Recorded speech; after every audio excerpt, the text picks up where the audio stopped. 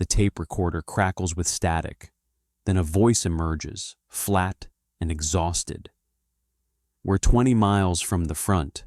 They're bringing them in faster than we can work.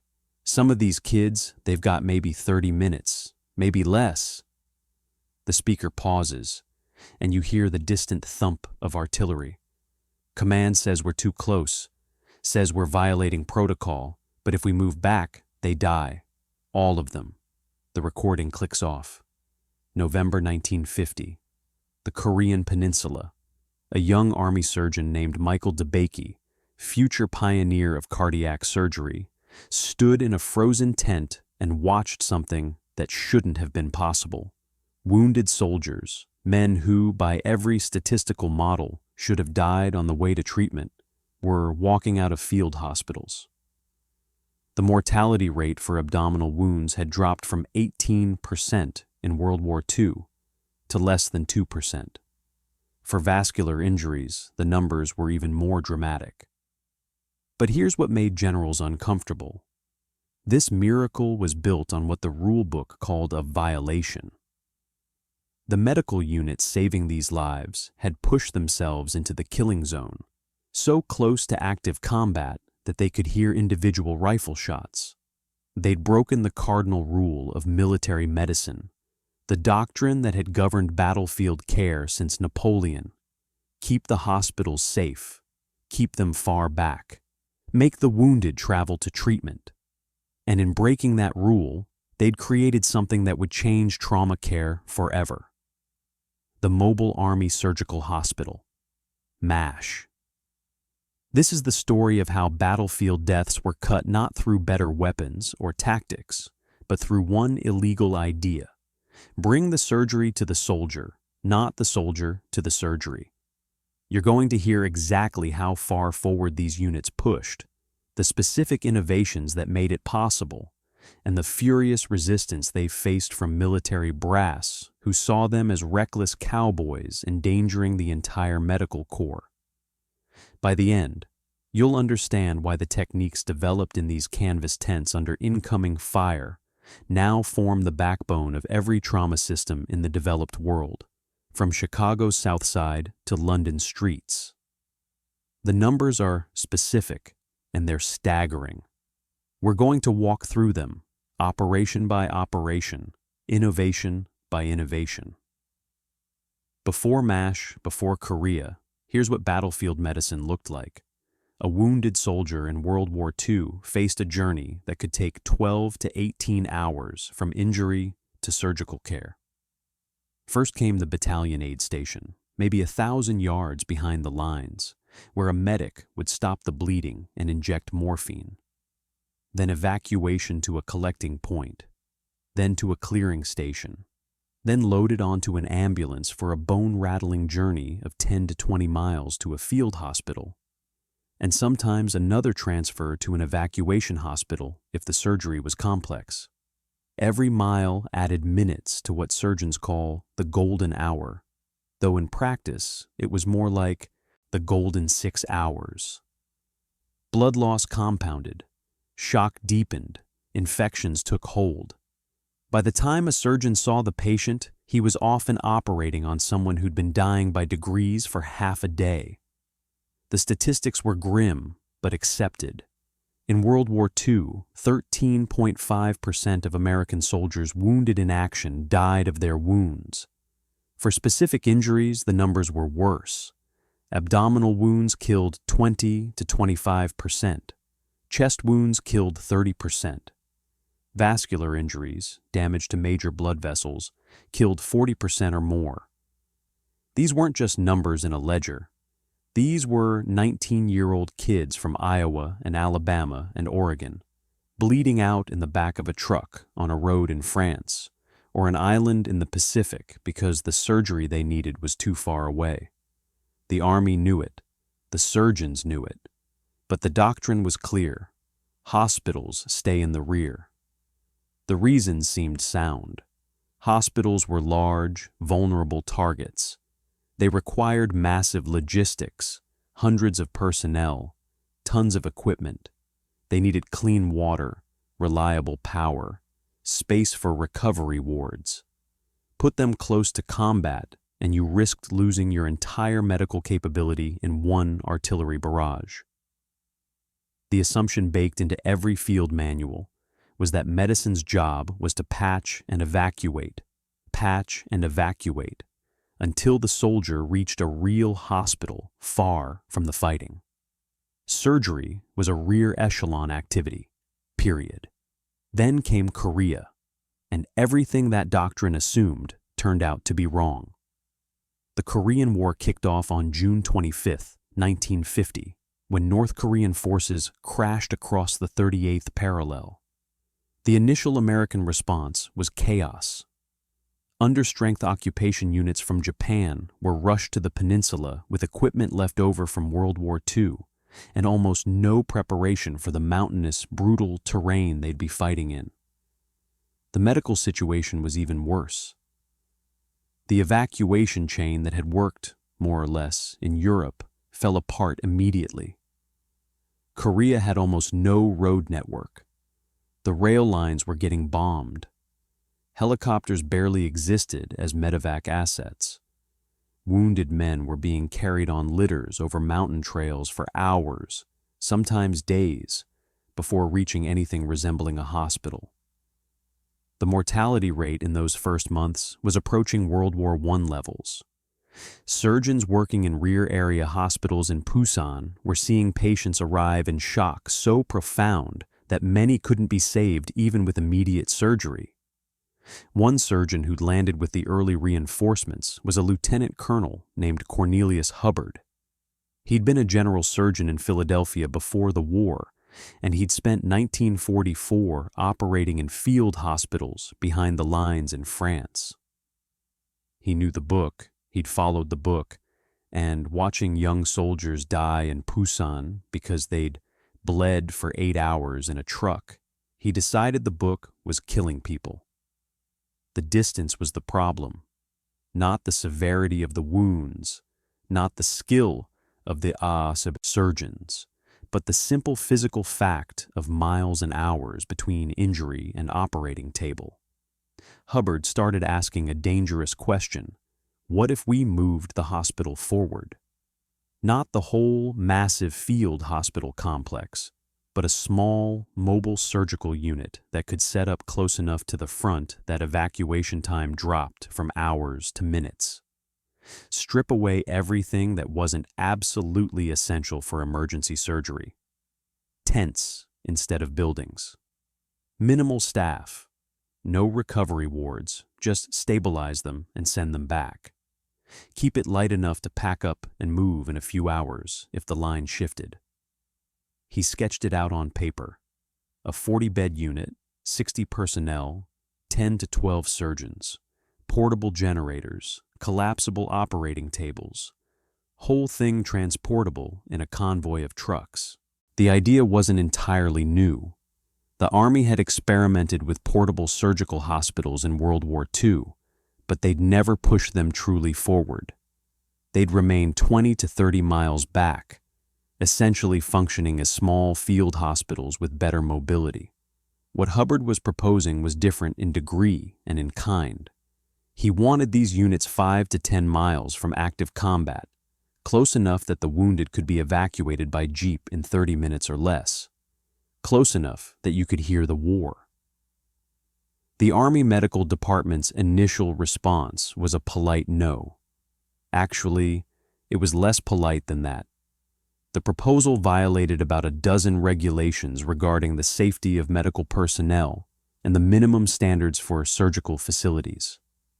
A hospital in tents, a mile from the front, with incoming artillery a real possibility.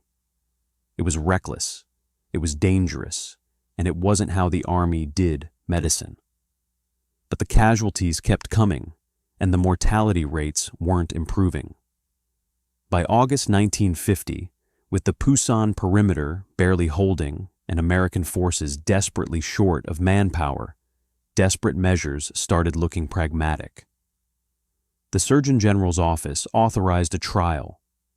One experimental unit, designated Mobile Army Surgical Hospital, would deploy to Korea with permission to operate closer to the front than Doctrine allowed. If it worked, fine. If it turned into a disaster, it would be quietly shut down, and everyone would go back to doing things the proper way.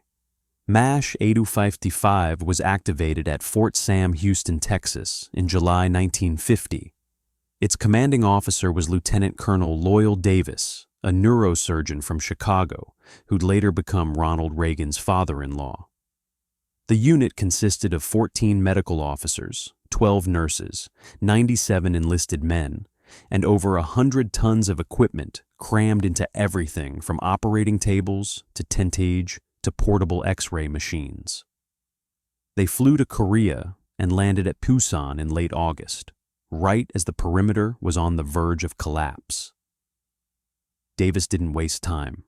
He set up shop at Taegu, 40 miles northwest of Pusan, and close enough to the front that North Korean units were occasionally probing the outskirts of town. Standard field hospital procedure would have put him twice that far back. Instead, Davis positioned his tents so that jeep ambulances could reach him in 20 to 40 minutes from the forward battalion aid stations. This was the first real test of Hubbard's theory. Could you actually operate real chest and abdominal surgery requiring anesthesia and sterile technique in a tent a few miles from combat? The equipment they had was ingenious in its simplicity. The operating tables were collapsible metal frames with canvas tops, sturdy enough to hold a patient but light enough for 2 men to carry. Surgical lights ran off portable generators, diesel engines that chugged away outside the tents day and night. Sterilization was done in pressure cookers, basically oversized versions of what your grandmother used for canning vegetables. Anesthesia was administered with hand-cranked vaporizers for ether and later halothane. No fancy machines required. Suction was manual, using foot pumps. The tents themselves were standard Army GP medium tents, general purpose, essentially canvas rooms 20 by 48 feet with wooden frames and dirt floors covered with duckboard. One of the innovations that made it work was blood. Whole blood, specifically, fresh and available in quantity. In World War II, the military had relied heavily on plasma, which was shelf-stable and easy to transport, but less effective for massive hemorrhage. By Korea, the blood supply system had evolved. The Navy was flying whole blood from Japan to Korea on refrigerated transports, arriving at the MASH units within 48 hours of donation. This meant surgeons could transfuse aggressively, replacing blood loss liter for liter during surgery, something that was difficult or impossible further back in the evacuation chain when blood supplies were limited. A soldier with a torn femoral artery could go through 6, 8, 10 units during a single operation, and the MASH units had it available. This wasn't just helpful, it was the difference between life and death for vascular injuries. The surgical teams worked in pairs, 2 surgeons per table, with a nurse and a corpsman assisting. This redundancy meant that if one team got overwhelmed or exhausted, another could take over. In a mass casualty situation, and mass casualty situations were the norm, not the exception, they'd have 3 or 4 tables running simultaneously in a tent, surgeons working elbow to elbow, the air thick with the smell of blood and ether. The most common injuries were from shell fragments, irregular jagged wounds to the abdomen and extremities. The surgical approach was damage control, not elegance. Stop the bleeding, remove dead tissue, irrigate with saline, leave the wound open to prevent infection. Close it later when the patient was stable and evacuated further back. This was radical at the time. Surgeons had been trained to close every wound, to leave the operating room with neat sutures. But in a MASH unit with 20 wounded arriving in an hour, you didn't have time for neat. You had time for alive, The results from those first weeks at Taegu were startling enough that the medical department sent observers. Mortality for abdominal wounds at MASH 8255 was running at 4%, compared to 20% in World War II.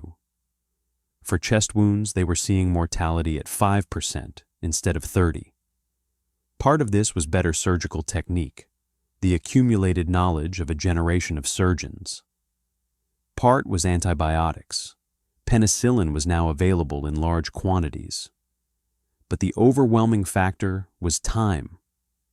These soldiers were getting definitive surgical care 30 to 60 minutes after being wounded, instead of 6 to 12 hours. The difference wasn't incremental, it was categorical. A torn mesenteric artery that would have been fatal with a 6-hour delay was survivable with a 60-minute delay. The data was unambiguous. By October 1950, the Army authorized 3 more MASH units, then 6 more. By 1951, there were 10 MASH units rotating through Korea, leapfrogging forward as the lines moved, setting up, operating for weeks or months, then packing up and moving again. Each unit refined the model.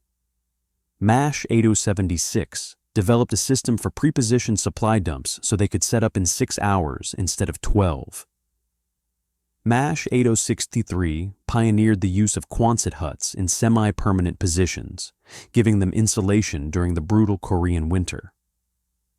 MASH 8225 worked out protocols for helicopter evacuation directly to the unit, bypassing the battalion aid station entirely for the most critical cases. Every innovation was shared.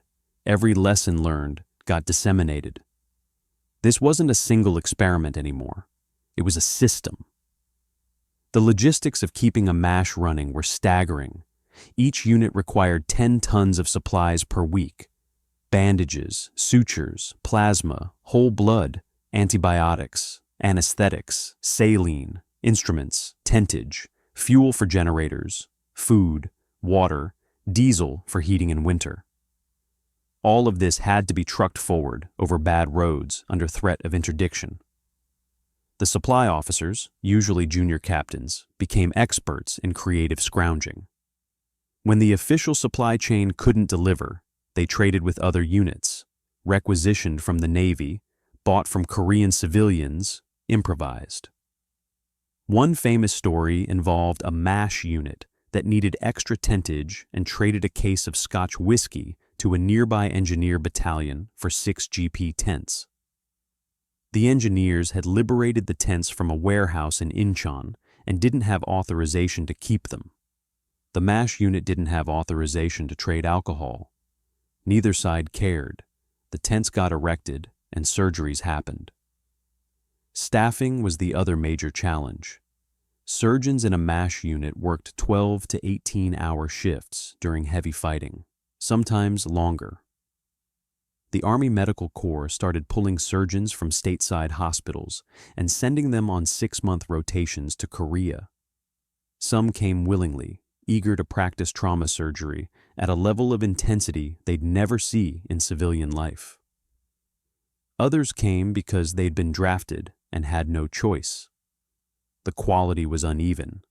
Some were brilliant, some were adequate, and a few were dangerously incompetent. The incompetent ones didn't last. Either they shaped up fast, or they got reassigned to rear area hospitals where they couldn't kill anyone. This was battlefield medicine, and there was no room for ego or excuses. If you couldn't operate under pressure with minimal resources, you didn't belong in a MASH. The real test came in the winter of 1950, when Chinese forces entered the war and everything went to hell. On November 27th, 300,000 Chinese troops slammed into American and UN forces around the Chosin Reservoir in northeastern Korea. The temperature was 20 below zero. The Chinese attacked at night in human waves, overrunning positions, cutting off entire units. The withdrawal from Chosin turned into one of the most brutal fighting retreats in American military history. And in the middle of it, MASH units had to pack up and evacuate under fire, while still treating casualties that were flooding in by the hundreds. MASH 8076 was positioned at WWII, a tiny village at the southern tip of the reservoir. When the Chinese offensive started, the unit was treating wounded from the initial engagements, mostly frostbite cases and a few gunshot wounds.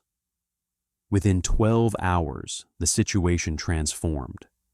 The perimeter was under attack. Casualties were arriving in trucks and on foot, and word came down that the entire division was pulling back.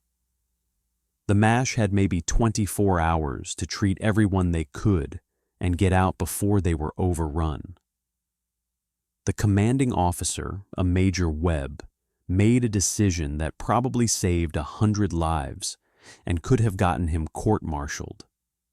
He refused to evacuate until the last possible moment. The standard procedure would have been to pack up immediately, move the unit back to safety, and let the battalion aid stations handle the wounded. But Webb knew what that meant. The aid stations were already overwhelmed. Anything more complicated than a pressure bandage and a morphine shot wasn't getting treated. Men with abdominal wounds, chest wounds, vascular injuries would die waiting for evacuation to a hospital 50 miles south. So Webb kept his operating tents up and kept working. For 36 hours straight, MASH 8076 ran 4 operating tables simultaneously. Surgeons worked until they literally couldn't stand, then took 2-hour breaks sleeping on cots in the corner of the tent before going back to work. The generators ran constantly, the diesel engines coughing in the sub-zero air.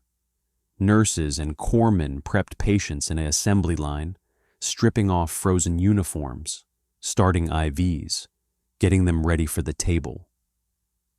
The triage officer, a young captain named Hornberger, who'd later write the novel MASH under the pseudonym Richard Hooker, made life and death decisions every few minutes. This one goes to surgery now. This one can wait an hour. This one is expectant, meaning he's going to die and we can't save him, so we're not going to try. Expectant. That was the word they used. It was a polite way of saying, we're leaving you to die because we have to save the ones we can save. Hornberger later said those were the decisions that gave him nightmares for decades. They operated on penetrating abdominal wounds, removing shredded intestines, repairing torn blood vessels, packing livers that had been fragmented by shell fragments. They operated on chest wounds, opening thoracic cavities to control bleeding from damaged lungs and hearts. They operated on mangled extremities, amputating limbs that were hanging by threads of tissue, debriding wounds so filled with dirt and uniform fragments that they had to be left open and packed with gauze. The surgery wasn't pretty. There was no time for pretty. A typical abdominal surgery that might take 90 minutes in a stateside hospital took 30 minutes in the MASH tent. Cut, find the bleeding, stop it, close enough to keep the intestines from spilling out, move to the next patient. The goal wasn't to restore the soldier to perfect health. It was to keep him alive long enough to get him to a hospital ship where more definitive surgery could happen. By the time Webb finally gave the order to evacuate, Chinese forces were less than 2 miles away and mortars were landing near the perimeter. The unit packed up in 4 hours, a record. Everything that couldn't fit on the trucks got destroyed or left behind. They convoyed south with the last elements of the Marine Division, wounded packed into ambulances and trucks, the surgeons and nurses riding with weapons ready because there was no guarantee they wouldn't have to fight their way out. They made it. All of them. And of the 240 wounded they'd treated in those 36 hours, 218 survived long enough to reach an evacuation hospital. That's a 91% survival rate for casualties, so severe they required immediate surgery in sub-zero temperatures, under threat of being overrun, in a canvas tent lit by diesel generators. The numbers spoke for themselves. The 8th Army surgeon, Brigadier General Ronaldo van Brunt, flew up to inspect MASH 8076 after they'd re-established at a position south of the reservoir. He walked through the tents, talked to the surgeons, reviewed the logs. Then he sent a report back to Tokyo and Washington that essentially said, "This works, we need more of it, and we need to make it doctrine." The resistance from the traditional field hospital establishment was immediate and fierce. Colonels who'd spent careers building the evacuation chain system saw MASH as a threat to their entire worldview. They argued that the mortality statistics were cherry-picked, that MASH units were taking unnecessary risks, that one lucky success didn't prove anything. Van Brunt's response was to order a comprehensive study comparing outcomes at MASH units versus traditional field hospitals for the same types of injuries. The study ran from January to June 1951 and involved tracking over 4,000 casualties. The methodology was simple. Compare time from injury to surgery and correlate it with survival rates across different wound types. The researchers controlled for severity by using a standardized injury scale. What they found was a clear linear relationship. For every hour of delay between injury and surgery, mortality increased by a measurable percentage. For abdominal wounds, mortality increased roughly 3% per hour of delay. For vascular injuries, it was steeper, closer to 5% per hour. This meant that a soldier with a torn iliac artery had a 70% chance of survival if he reached surgery in 1 hour, but only a 45% chance if it took 6 hours. The MASH units, operating an average of 8 miles from the front, were getting patients to surgery in a median time of 1 hour and 20 minutes. Traditional field hospitals, operating 25 to 30 miles back, had a median time of 5 hours and 40 minutes. The difference in outcomes was proportional to the difference in time. By mid-1951, MASH had become the standard of care for the Korean theater. Every division had a MASH unit attached, positioned as far forward as the tactical situation allowed. The old field hospitals didn't disappear. They remained in the system as secondary facilities for less urgent cases and for longer-term care. But the critical trauma surgery, the operations that determined whether a wounded soldier lived or died, that was happening in MASH units. The doctrine had changed, not because someone wrote a new field manual, but because the evidence was overwhelming and commanders who ignored it were answering for preventable deaths. The helicopter changed everything again. In 1951, the Army started deploying Bell H-13 helicopters, small 2-seat choppers that could land in a rice paddy and evacuate a wounded soldier strapped to an external litter. Initially, these were used for the most remote casualties, guys wounded on mountaintops or behind enemy lines where ground evacuation was impossible. But surgeons quickly realized that helicopter evacuation had an advantage beyond just reaching difficult terrain. It was fast. A chopper could cover 10 miles in 10 minutes. A Jeep ambulance on a bad Korean road took 45 minutes to cover the same distance. MASH units started requesting direct helicopter evacuation, bypassing the battalion aid stations entirely for critical cases. A forward observer could call in a chopper. The wounded soldier could be at the MASH in 15 to 20 minutes from the moment he was hit. MASH 8063 pioneered this system in the spring of 1951, positioning themselves with a flat area suitable for helicopter landings right next to the surgical tents. They coordinated directly with the helicopter detachments, giving them radio frequencies and map coordinates. When a chopper landed, a triage team met it on the pad, assessed the patient, and had him in the operating tent within 5 minutes. The statistics from this period are extraordinary. For casualties evacuated by helicopter directly to MASH 8063, the mortality rate for all wound types combined was under 2%. Under 2%. This included amputations, sucking chest wounds, eviscerated abdomens, all of it. The combination of rapid helicopter evacuation and forward surgery had essentially solved the problem of battlefield mortality for any wound that was surgically correctable. Not every innovation was technological. Some were purely procedural, worked out through trial and error by surgeons who were making it up as they went. One example was the use of delayed primary closure for contaminated wounds.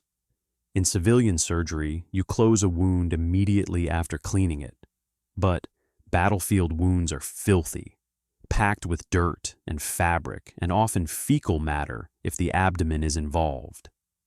Closing them immediately led to infections that could turn fatal. The MASH surgeons started leaving wounds open, packing them with saline-soaked gauze, and closing them 3 to 5 days later after the infection risk had passed.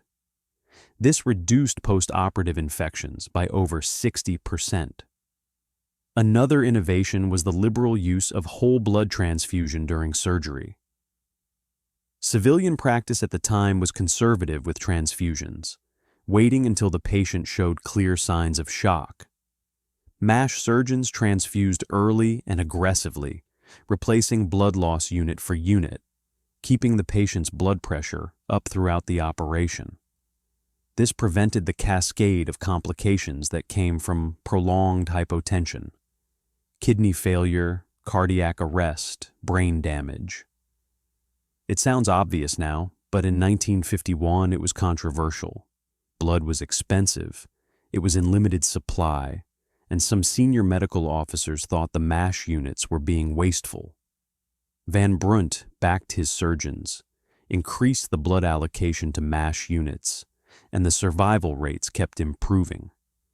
The learning curve was steep, and the mistakes were costly. One MASH unit set up too close to the front and took artillery fire that killed 2 nurses and wounded 6 enlisted men. After that, positioning protocols became more strict. MASH units had to be outside the range of enemy artillery, which meant at least 5 miles back from active fighting, and preferably behind terrain features that provided some shielding. Another unit had a generator failure during surgery, and a patient died on the table because they couldn't maintain anesthesia. After that, every MASH carried redundant generators and backup fuel supplies. A third unit had a contaminated batch of intravenous saline that caused a cluster of post-operative infections. Quality control protocols were tightened, with batch testing required before any IV solutions were used. Every failure led to a procedural change, and those changes got disseminated to all the other units. The system was learning in real time. By the summer of 1952, with the war settled into a grinding stalemate along the 38th parallel, MASH units had become semi-permanent installations.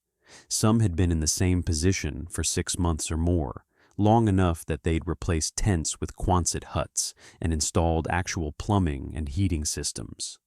They looked less like mobile hospitals and more like small fixed facilities that happened to be close to the war. But the core principle remained: get the surgery close to the wounded. The mortality statistics for the entire Korean War, when they were finally compiled, showed that 13.5% of wounded Americans died in World War II, but only 2.5% died in Korea. That's an 81% reduction in the case fatality rate. Some of that was antibiotics, some was better training, some was helicopters. But the single biggest factor, according to every analysis done by the Army Medical Department, was the MASH system and the principle of forward surgery. The Chinese and North Korean forces noticed. They noticed because their own casualties were dying at rates that the Americans weren't experiencing. A captured Chinese medical officer, interrogated in late 1951, described his army's evacuation system as essentially non-existent for anything beyond minor wounds. Seriously wounded soldiers were carried by litter teams to aid stations miles behind the lines, where they might wait days for transportation to a hospital in Manchuria. Most died before they got there. The officer estimated that 70 to 80% of Chinese soldiers with abdominal or chest wounds died, compared to what he'd heard were single-digit mortality rates for Americans. He found this disparity demoralizing, and he said other medical personnel did too. They were working with World War I-era equipment and doctrine, while the Americans had helicopters and mobile surgical units. The North Korean People's Army had slightly better medical infrastructure, at least early in the war, with Soviet advisors providing training and equipment. But they still operated on the traditional model of rear echelon hospitals. A North Korean doctor captured near Pyongyang in October 1950 described a system where wounded soldiers were trucked 30 to 50 kilometers to surgical facilities, often taking 8 to 12 hours. He'd trained in Moscow and understood the theory of forward surgery, but the KPA lacked the resources and the logistics to implement it. When asked about American medical capabilities, he said the speed of American evacuation and treatment was unfair because it allowed wounded soldiers to return to combat while North Korean wounded were permanently lost to the war effort. This was a fascinating admission. He saw effective battlefield medicine not as humanitarian, but as a tactical advantage that prolonged American fighting strength. There's a Chinese People's Volunteer Army after-action report from the spring of 1951, translated by U.S. intelligence, that discusses American medical evacuation. The report notes that American units will hold positions longer than expected because they're confident their wounded will be evacuated and treated, whereas Chinese units know that being wounded likely means death, which affects morale and tactical decision-making.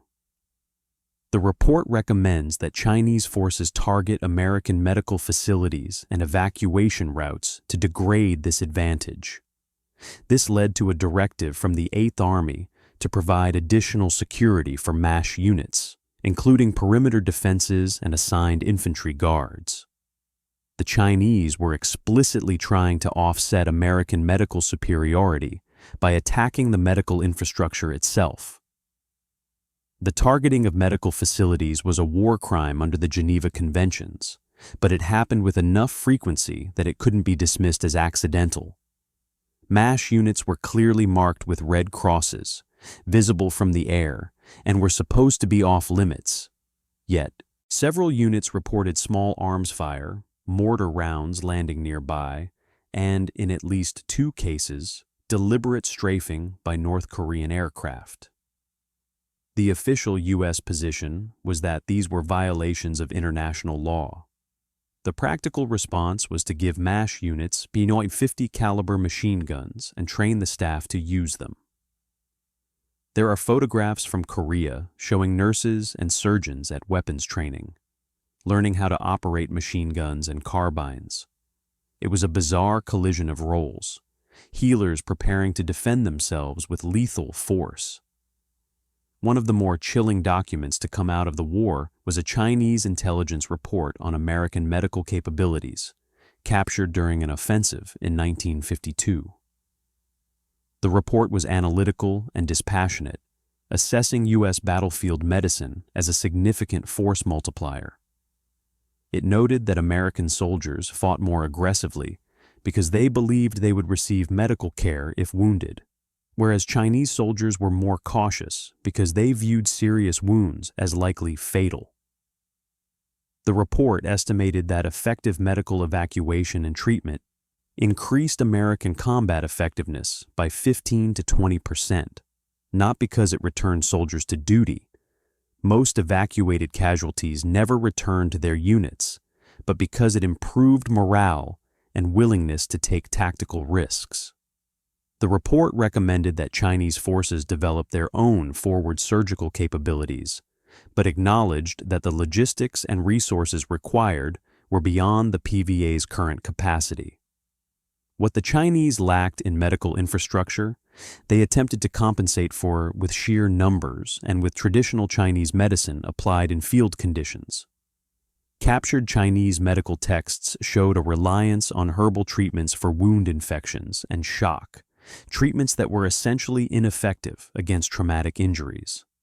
There were instructions for acupuncture to manage pain, which could provide some relief but did nothing for hemorrhage or organ damage. The disconnect between what Chinese medics were trained to do and what battlefield wounds required was vast. American medics had morphine, plasma, pressure bandages, and rapid evacuation. Chinese medics had herbs, needles, and faith. The casualty rates reflected this disparity. The North Koreans tried to adapt. By mid-1951, they'd established several surgical hospitals in caves and tunnels near the front, attempting to mimic the MASH concept of bringing surgery closer to the wounded.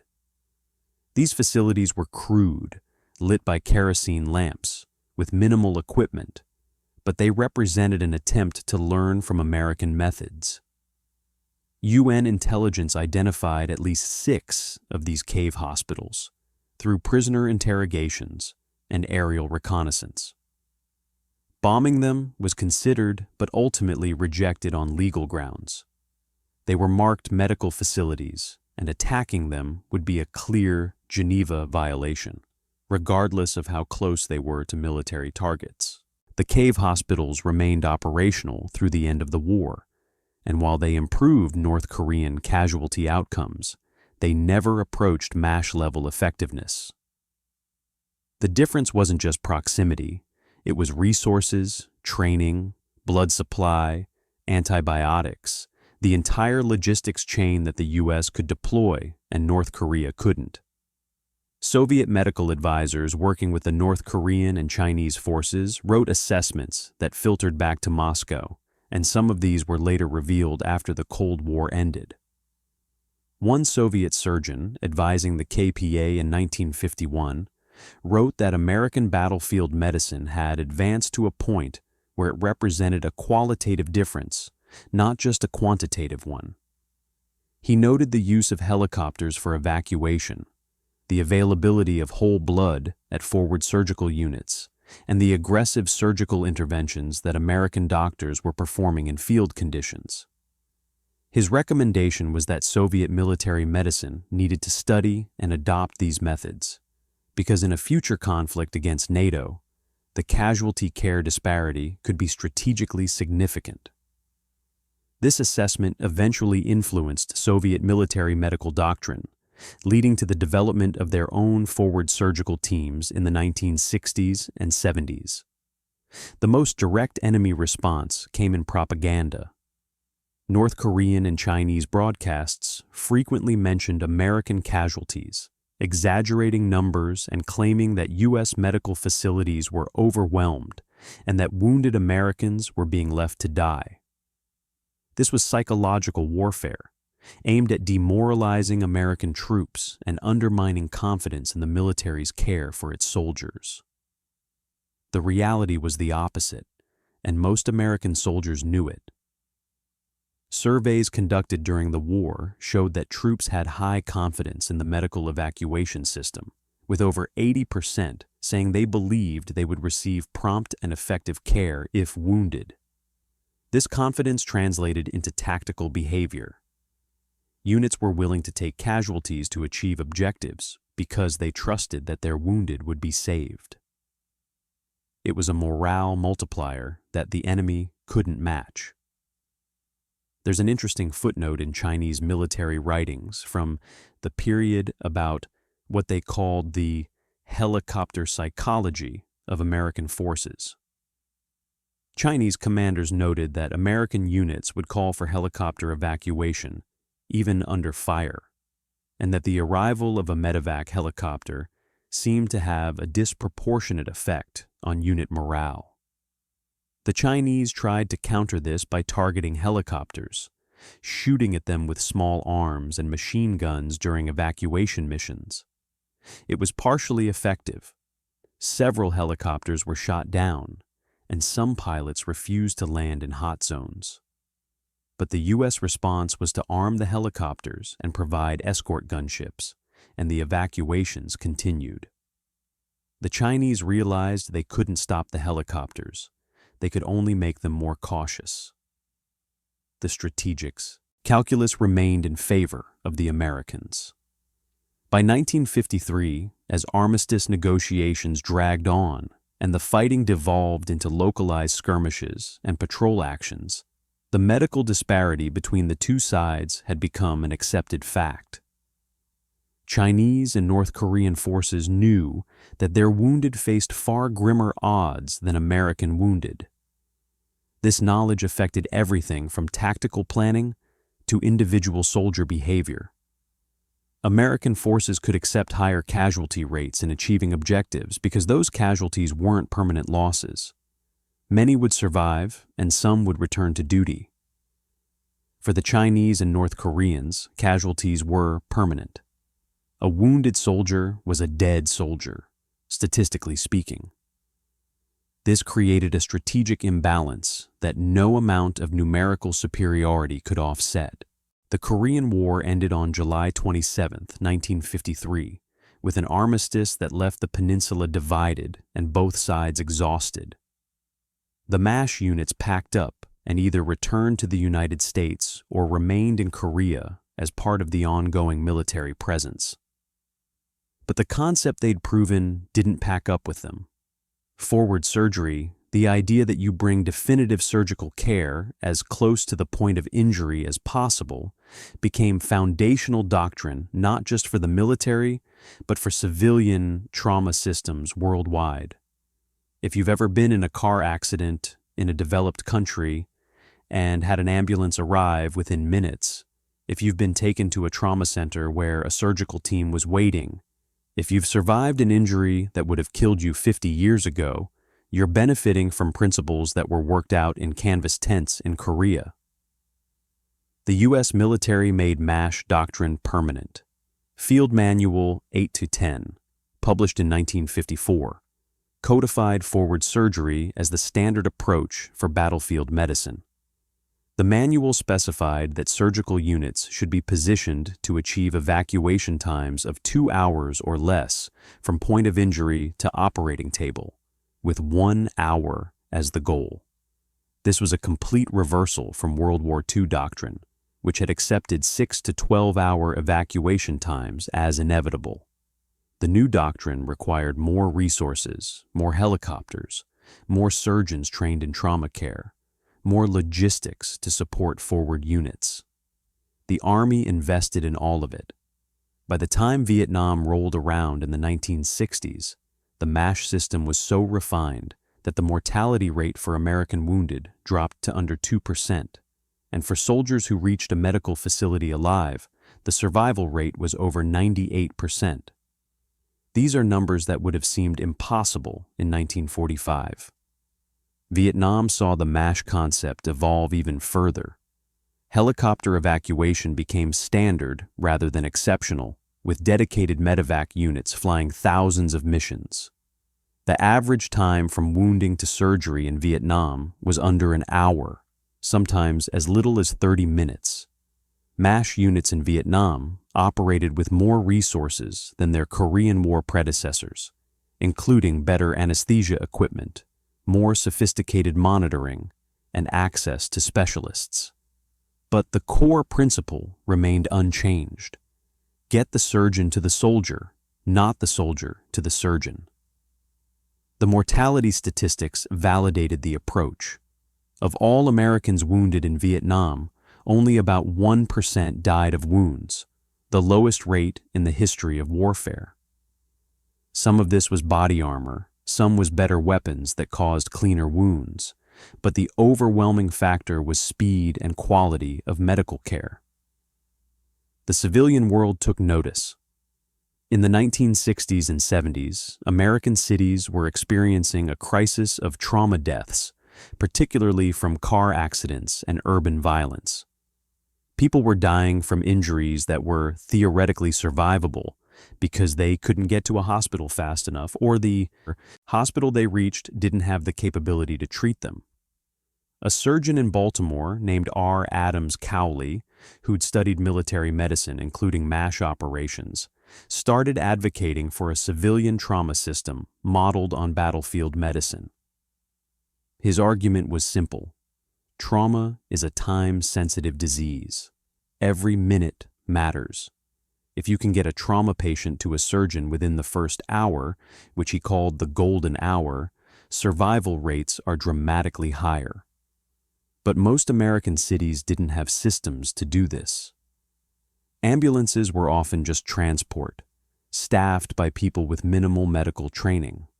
Hospitals varied wildly in capability, with some having no surgical staff on call at night.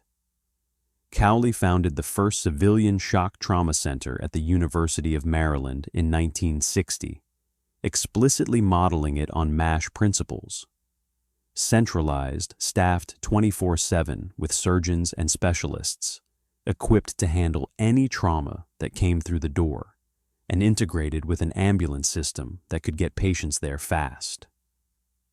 Other cities followed. Los Angeles developed a trauma system in the 1970s. Chicago built one in the 1980s. By the 1990s, most major American cities had designated trauma centers and coordinated ambulance systems. The structure of these systems, the triage protocols, the emphasis on time to definitive care, all of it came from battlefield medicine. A MASH surgeon from Korea would recognize the setup of a modern trauma bay immediately. The same focus on stopping bleeding, the same aggressive transfusion protocols, the same damage control surgery philosophy. The technology evolved, but the principles didn't. Modern trauma helicopters are faster and safer than the Bell H-13s of Korea, but they serve the same function: rapid transport to definitive care. Modern trauma surgeons use laparoscopic techniques and have imaging technology that MASH surgeons couldn't imagine. But the core surgical approach for a bleeding abdomen is still damage control. Stop the bleeding, control contamination, stabilize, close enough. A penetrating abdominal trauma in a Chicago emergency room in 2025 is managed with essentially the same priorities as one in a MASH tent in 1951, just with better tools and monitoring. The survival rates have continued to improve, but the gains are incremental now. The revolutionary leap happened in Korea. The international impact was equally significant. European countries adopted trauma systems based on the American military model. Britain's National Health Service developed major trauma centers in the 1990s, explicitly referencing MASH as inspiration. Israel, with its ongoing security situation, built a trauma system that's among the best in the world, with helicopters that can reach any point in the country within minutes and trauma centers that operate on pure MASH principles. The Israeli system has the lowest trauma mortality rate globally, under 1% for penetrating injuries, because they've optimized every minute of the evacuation and treatment chain. Australian, Canadian, and Japanese trauma systems all show the influence of forward surgery doctrine. The cultural legacy is harder to quantify, but equally real. The television show MASH, which ran from 1972 to 1983 and remains one of the most watched series finales in history, introduced the concept of battlefield medicine to a global audience. The show took liberties with accuracy. It was comedy and drama, not documentary, but it captured something true about the experience. Skilled people doing impossible work under terrible conditions and saving lives despite everything. For a generation of medical students, MASH, both the show and the concept, represented medicine at its most essential, stripped of bureaucracy and prestige, just humans helping humans survive. There's been research on this, surveys of physicians who trained in the 1970s and 80s, and a surprising number cite MASH as an influence on their decision to go into emergency medicine or surgery. The military continued refining the model through subsequent conflicts. The Gulf War in 1991 saw MASH units deploy with containerized surgical facilities that could be set up in hours and provided climate-controlled environments. Iraq and Afghanistan brought further innovations. Forward surgical teams, even smaller and more mobile than MASH, sometimes operating with just 4 personnel and able to set up in 90 minutes. These teams pushed even closer to the fighting than MASH had, sometimes operating literally under fire, with body armor worn in the surgical tent. The principle kept extending itself. Closer, faster, more immediate. The mortality rate for American wounded in Iraq and Afghanistan who reached medical care alive was over 99%.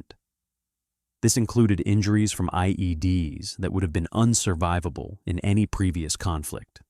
Multiple amputations, traumatic brain injuries, massive burns.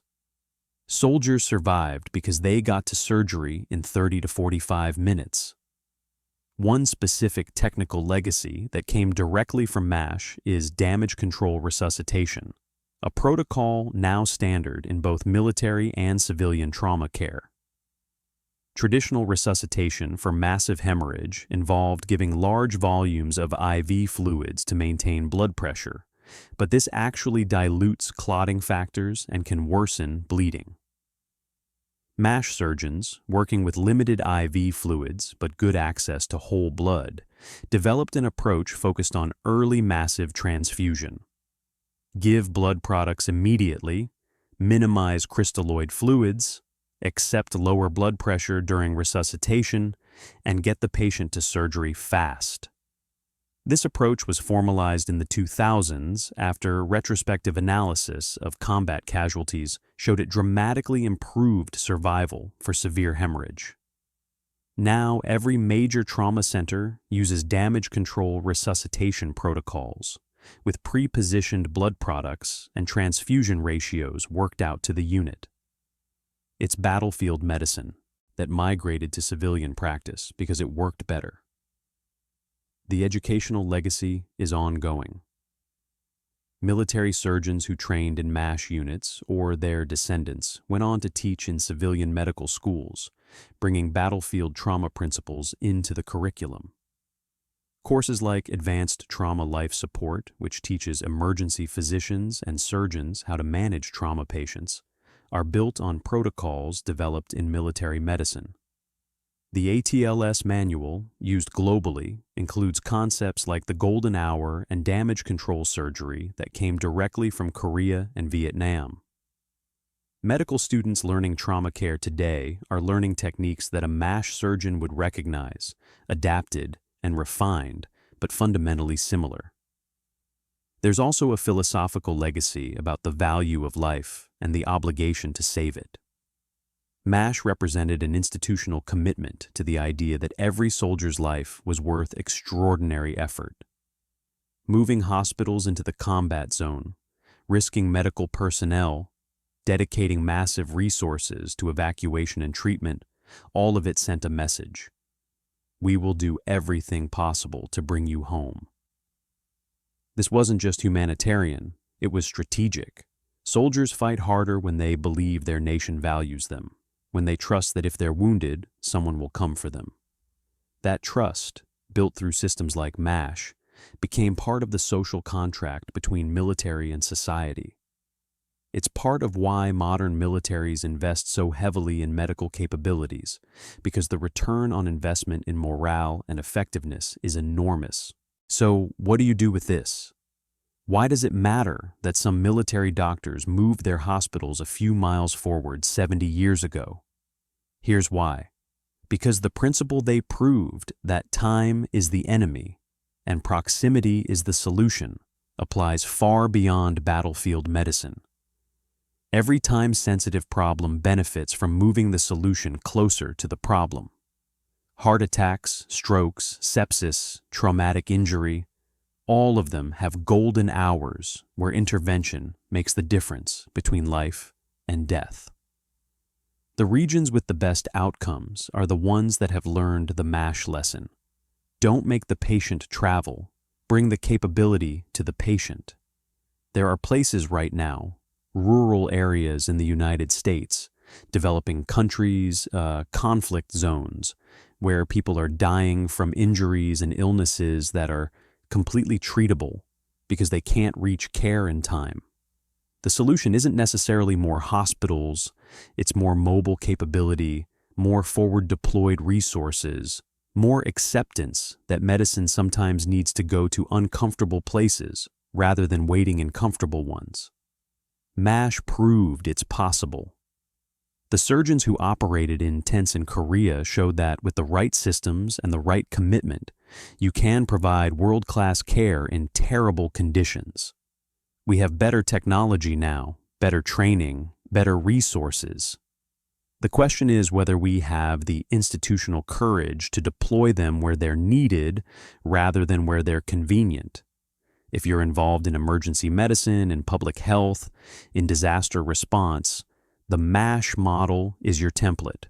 Mobility, proximity, speed, and a ruthless focus on what actually saves lives versus what looks good on paper. Strip away everything that doesn't directly contribute to outcomes. Accept risk to save lives. Train people to operate in chaos. Build systems that can set up fast and tear down fast and do the job anywhere. These aren't military principles, they're survival principles, and they work in any context where time matters and conditions are bad. For everyone else, the takeaway is simpler. The innovations that save lives usually come from people who are desperate enough to break the rules. MASH wasn't invented by committee. It was invented by surgeons who watched young men die and decided the regulations that prevented them from helping were less important than the lives they could save. They did it anyway, proved it worked, and forced the institution to change. That pattern, creative disobedience in service of a higher principle, shows up everywhere that progress happens. Sometimes the rules are wrong. Sometimes breaking them is the only ethical choice. MASH is a case study in justified rule-breaking that changed the world. Next time, we're looking at another case of impossible logistics solving an impossible problem, the Berlin airlift, where the US and Britain kept an entire city alive by air for 11 months, flying in everything from food to coal, because the alternative was surrender. The numbers are staggering. The engineering was improvised on the fly, and the political stakes were existential. It's the story of how you feed 2 million people when every road and rail line is blocked, and how that effort shaped the Cold War. You'll hear exactly how many flights per day, what they carried, how they kept the planes from crashing into each other, and why the Soviet Union let it happen, even though they could have stopped it. It's logistics as warfare, and it's spectacular. If you found this valuable, share it with someone who needs to hear it. If you're building systems, medical or otherwise, where time and proximity matter, the MASH story is your proof of concept that radical solutions work when conventional ones fail. Thanks for listening. Now go break some rules that need breaking.